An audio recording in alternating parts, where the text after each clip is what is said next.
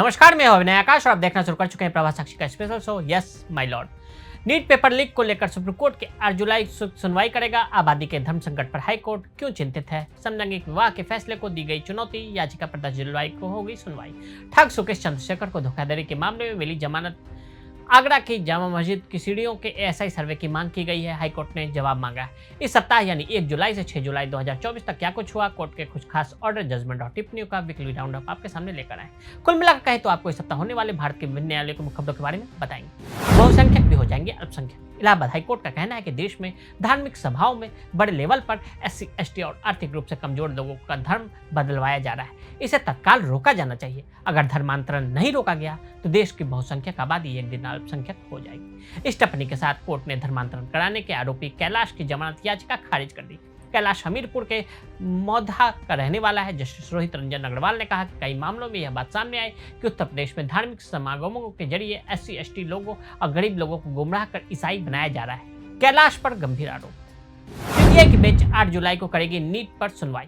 विवादों में घिरे नीट UG से जुड़े सभी मामलों पर सुनवाई सुप्रीम कोर्ट के चीफ जस्टिस DY चंद्रचूड़ की अध्यक्षता वाली बेंच करेगी। इससे जुड़े तमाम मामलों पर अहम सुनवाई 8 जुलाई को होनी है। बेंच 26 याचिकाओं पर सुनवाई करेगी। 20 जून को सुप्रीम कोर्ट ने केंद्र, NTA और अन्य से कई याचिकाओं पर जवाब मांगा। इसमें एग्जाम रद्द करने और कथित अनियमितताओं की जांच की अदालत की निगरानी में करने वाली याचिकाएं भी शामिल थी। सेम सेक्स मैरिज पर पुनर्विचार करेगा सुप्रीम कोर्ट। सुप्रीम कोर्ट 10 जुलाई को समलैंगिक विवाह को मान्यता देने से इनकार करने वाले फैसले पर फिर से विचार करेगा। रिव्यू पिटीशन पर सुनवाई चीफ जस्टिस चंद्रचूड़ की अध्यक्षता वाली 5 जजों की बेंच करेगी। याचिका में कहा गया है कि 17 अक्टूबर को दिए गए फैसले में कई विरोधाभास है। शीर्ष अदालत की वेबसाइट पर अपलोड की गई 10 जुलाई की वाद सूची के अनुसार मुख्य न्यायाधीश DY चंद्रचूड़ की अध्यक्षता वाली 5 न्यायाधीशों की पीठ पिछले साल 17 अक्टूबर के फैसले की समीक्षा की मांग वाली याचिका पर चैम्बर में विचार करेगी। हालांकि शीर्ष अदालत ने समलैंगिक लोगों के अधिकारों के लिए एक मजबूत वकालत की थी ताकि उन्हें उन वस्तुओं और सेवाओं तक पहुंचने में भेदभाव का सामना न करना पड़े जो दूसरों के लिए उपलब्ध है, और उन्हें आश्रय प्रदान करने के सभी जिलों में सुरक्षित घर बनाए जाए जिन्हें गरिमा गृह के रूप में भी जाना जाता है। महाठग सुकेश चंद्रशेखर के लिए आई खुशखबरी। बॉम्बे हाईकोर्ट ने महानगर पुलिस की आर्थिक अपराध शाखा द्वारा 2015 में दर्ज धोखाधड़ी के एक मामले में कथित ठग सुकेश चंद्रशेखर को जमानत दी। इस समय दिल्ली के तिहाड़ जेल में बंद चंद्रशेखर की हालांकि रिहाई नहीं हो सकेगी क्योंकि वह कई मामलों में आरोपी है। न्यायमूर्ति मनीष पिताले की एकल पीठ ने जमानत मंजूर की, जिसकी जानकारी शुक्रवार दिन में उपलब्ध हुई। अदालत ने कहा कि मौजूदा अपराध के मामले में आरोपी 7 साल से अधिक समय से जेल में है और उसके मामले की सुनवाई अब तक नहीं हुई है।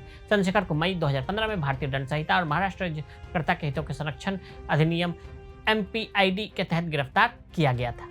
अयोध्या मथुरा काशी के बाद अब जामा मस्जिद के सर्वेक्षण का अनुरोध। इलाहाबाद उच्च न्यायालय ने भारतीय पुरातत्व सर्वेक्षण ASI को आगरा में जामा मस्जिद के सर्वेक्षण की मांग करने वाले एक मुकदमे का जवाब देने का निर्देश दिया। वादी का आरोप है कि कृष्ण जन्मभूमि से जुड़ी ठाकुर केशव देव की मूर्ति के अवशेष मस्जिद के नीचे दबे हुए थे। वादी ने दावा किया कि मुगल सम्राट औरंगजेब ने 1670 में मथुरा में केशव देव मंदिर को ध्वस्त कर दिया था और मूर्ति के अवशेषों को आगरा में जामा मस्जिद के नीचे दबा दिया। उन्होंने SI द्वारा एक सर्वेक्षण और प्रक्रिया की निगरानी के लिए एक अधिवक्ता आयुक्त की नियुक्ति करने का अनुरोध किया है। तो आज हमने आपको इस सप्ताह भारत के विभिन्न न्यायालयों के मुख्य खबरों के बारे में बताया। मिलते हैं अगले हफ्ते कानूनी दुनिया से जुड़ी खबरों के साथ। तब तक के लिए देखते रहें प्रभात। अगर आप भी लेना चाहते हैं देश दुनिया की तमाम जानकारी तो आज ही सब्सक्राइब करें हमारे चैनल को। साथ ही नीचे दिए बेल आइकन को जरूर दबाएं ताकि हर अपडेट आप तक पहुंच सके।